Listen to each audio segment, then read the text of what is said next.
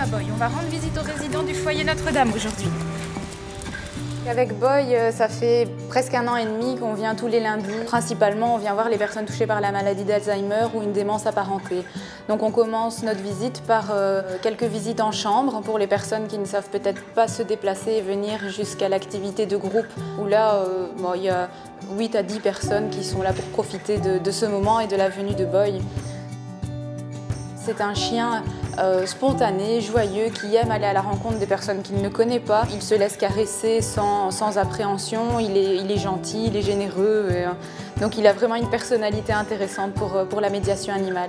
Il y a des résidents qui sont mutiques, avec lesquels on ne communique plus forcément beaucoup. Et même au niveau non-verbal, c'est vrai qu'on observe des réactions d'ouverture à l'arrivée du chien, un regard qui s'éveille un petit peu, un sourire qui apparaît, des gestes spontanés pour essayer de le toucher. Dans la vie de tous les jours, on a l'habitude de faire certains mouvements et malheureusement à cause de la maladie d'Alzheimer ou d'une démence apparentée, certains mouvements se perdent et en aidant, en initiant le mouvement, parfois la personne peut retrouver ce mouvement au fur et à mesure des séances.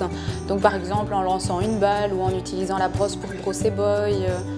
Les personnes qui souffrent de démence ont souvent tendance à ne plus être dans l'instant présent, à avoir des propos qui peuvent être confus, délirants. Et donc la présence du chien permet souvent de recentrer ces personnes-là dans l'instant présent. La maladie d'Alzheimer ne touche pas la mémoire émotionnelle. Le fait de voir arriver le chien ou d'être en contact avec lui va rappeler certains souvenirs et donc ça permet à la personne de revivre des moments joyeux, en tout cas de revivre cette émotion grâce au contact avec Boy.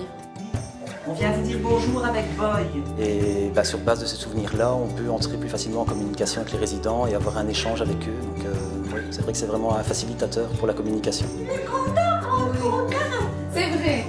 Ce projet qu'on a pu mettre en place grâce à l'aide de la Fondation Roi Baudouin apporte un réel plus.